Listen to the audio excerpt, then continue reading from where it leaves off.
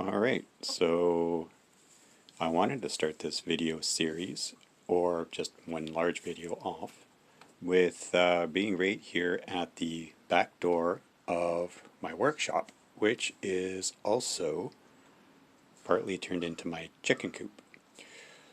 So chickens are a wonderful way to create compost and add to the fertility of a garden or your land by taking all the scrap residues that can be eaten by chickens and having it pass through the guts of a chicken, whereby they add nutrition to piles of needles and leaves. So in here it is their coop bedding, and that mixes and eventually will form kind of a rough compost of chicken manure and bedding. And we're starting off here because I have everything set up kind of in a permaculture principles method, whereby everything is set up in an almost a straight line. And so the movement of materials throughout the composting process is minimized. So from here in the chicken coop, head right out into the back door here, and we're going to go into the chicken run and the chicken's composting pad here. So the lighting's not great, it's very early in the morning, so we're going to get some shadows in here.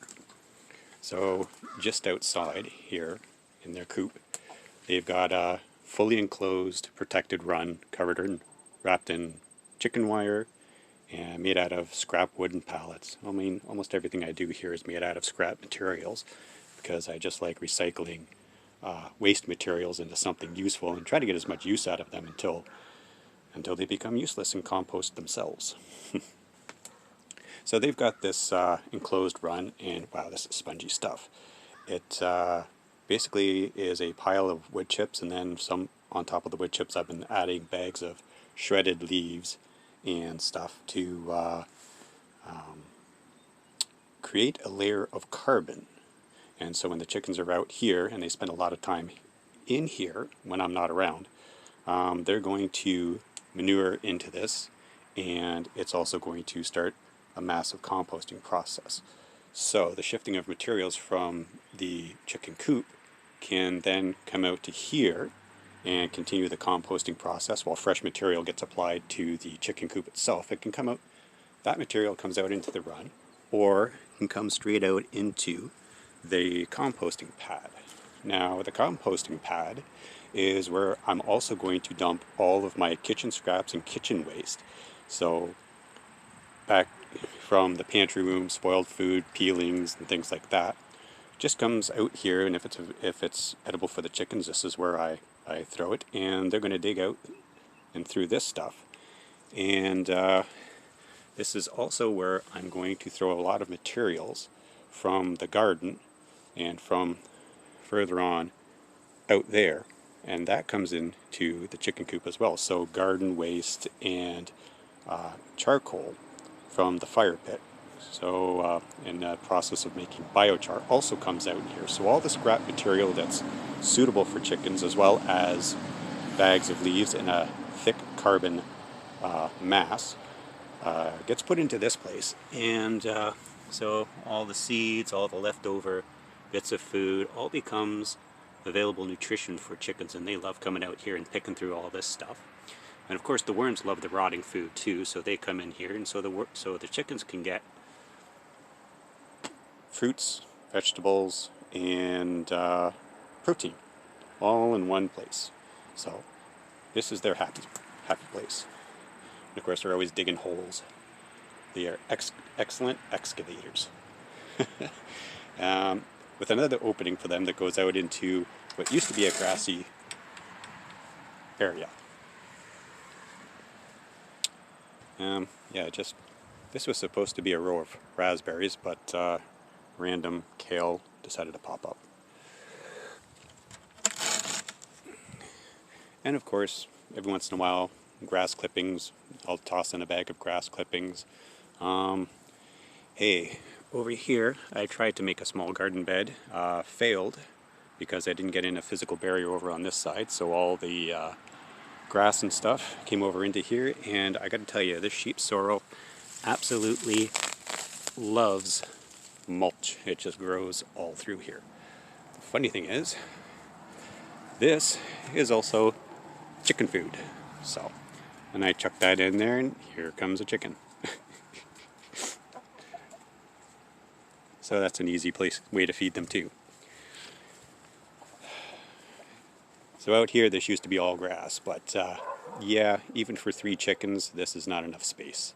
So they destroyed it, and this is just a space where, you know, I'll throw a few scraps out for them, but they basically do their dust bathing and go picking for worms and bugs in there. So the next main source of fertility I have is this open area, and we're going to just call it the fire pit. So this is where I burn old woody material that comes from out in the garden. Oop, there goes the neighbor's cat. Comes out from the garden, comes from the side and the tree line along here. Old lumber, wood logs, anything that comes out of there can get shredded up or chipped, not chipped or shredded, but, you know, broken up, and I'll burn it in here. And I will make charcoal. And so this is when you burn off all the volatile organic compounds and it gets in a nice hot fire. Simply put, you're going to get this charcoal, and when you crumble it up, this is basically going to be a storage battery that will absorb water and nutrition and hold on to it. And it can act as a slow-release fertilizer for the garden. It's also a place that could be inhabited by microorganisms who can then take that nutrients and the water that's in there and do their processes to make it available for plants. So I'm making charcoal here, and this charcoal can then go into the chicken pen, and it can be incorporated with the chicken manure and the compost there to make biochar. Or it can go out into the compost bins, if not directly out into the garden in thin layers. I never mix it in, just put it in all over on thin layers, and it can start the process of accumulating that nutrition, getting processed by microorganisms, and over the long term become biochar. This is also an area where all the inputs from outside my property come into. So all the bags of leaves that I collect around the neighborhood, when I go pick up buckets of compost or coffee grounds, they also come into this area, and it's basically a staging area for stuff. So I've got some scrap metal there, very useful to have. I've got some wood and lumber over in there, pallets, old windows, and bags of needles and leaves. So this is the staging area right in the middle of everything, just before you get to the compost bins and the garden. So the next stage in adding fertility to the garden is the compost bin system itself, and how we bring materials to here. So anything that's from the chicken pens and the chicken coop that's basically too fresh can also now come into the compost bin system. And of course, everything, the needles and leaves that I'm collecting, comes into this system. The charcoal from the fire pit, and all of the garden waste and biomass from the land can come and start being piled up into compost bins. So the process I like to use is a simple 3-bay system, where you fill up one bay here, and then as that starts to break down, I start filling up the second bin with fresh material. As that's breaking down, when this is decomposed a little bit, I'll turn it once into the center bin, and then that'll start breaking down into a finished compost, and then when this breaks down a little bit, I'll turn that into the center bin on top of that, and that all breaks down into a finished compost. Now, while I'm finishing up this bin, and this bin is now empty, I can start refilling this bin. Once the one over here is done, I'll start filling up this bin again. And it's just a continuous process of filling up the outside bins with fresh material, letting him do the finishing composting in the center bin, and then it goes, just a few dozen feet out into the garden. So, very simple system to use, and quite effective once you get a few of these compost bins going, to the point that I've got finished compost there. I had a bin out there. I have another double bin out there, and all of these bins are just finished compost from last year that I haven't even touched yet. Haven't even touched it yet. And we're still talking massive fertility in the garden here. Walls of beans, patches of kale, Italian dandelion, rows of tomatoes, piles of squash back there. I've had corn, I've had peas, all kinds of stuff in here. Peppers, you name it. Lots of fertility, and I haven't added any compost this year. So, being out here in the garden, of course, now this being the end of September, all of this material, once I start finishing up the harvest and start clearing some of this stuff out, will then be composted. So all the green leafy stuff is going to be cut up, shredded, especially especially some of the woodier stuff.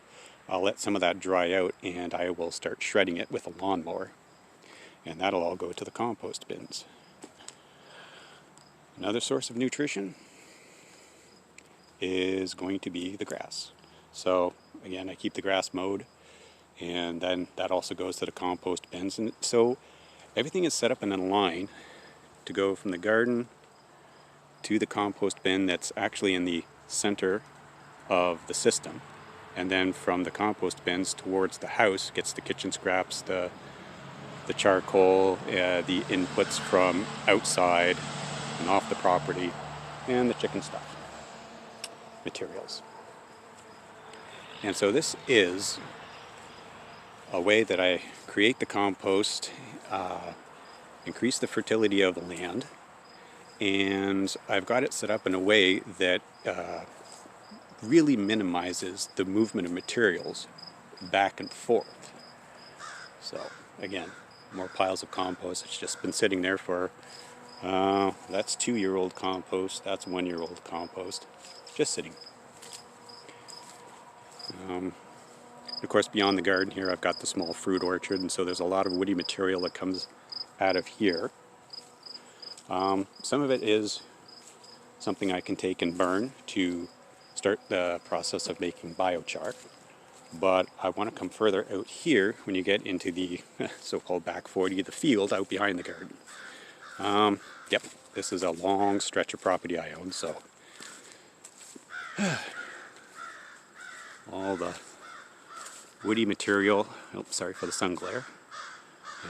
These old pine trees are ready to come down, so that's gonna have to do that too. Well, a lot of this brush material that I need to keep cleared back and keep down goes into literally a brush pile. And so now I have this brush pile of woody material, leaves. When I mow the lawn, that'll go into this pile too. Every once in a while I'll cover it with the tarp and overwinter it. And this stuff is going to break down, and it's going to create compost, and it'll create mulch, and it's going to create a nice woody, carbony, mulchy material that I'm going to shift the unbroken stuff off of that, and that's going to leave the composting material underneath that, and then I just scoop all that up, and I'll use that for potting soil, or I'll throw it out in the garden. And yeah, all the way back to the house. So this is the composting system, and the the flow of materials I have in order to create compost and improve the fertility of my garden. And I got to tell you that with the gardening method I have, which is a no-till deep carbon blanket method, so I'm always throwing needles and leaves onto the ground itself, and I keep everything, or I try to keep everything, covered in a layer of needles and leaves and compost. That fertility in and of itself, with the action of the microorganisms and the worms in the soil, the biological activity, just the biological, what do you call that, food web of the soil. That alone is what kind of started and kick-started this garden to be doing what it's able to do, and just grow a magnificent amount of food. So I hope that you were able to get something out of this video. I know it's a long-winded, rambling video, but that just kind of, I just wanted to show what I'm doing here on my property to create fertility. And I'm basically just using a lot of free resources and stuff that's just around the property in order to create and concentrate fertility and nutrition into this garden, and from which I derive surpluses from. Whether it's eggs from the chickens, the compost from the chickens comes out to the garden, and then I get, food, berries, vegetables, all kinds of stuff out of the garden. And it's just a way to create piles of surplus from free materials that are basically waste. If I didn't take them, they'd probably just end up in a landfill somewhere. So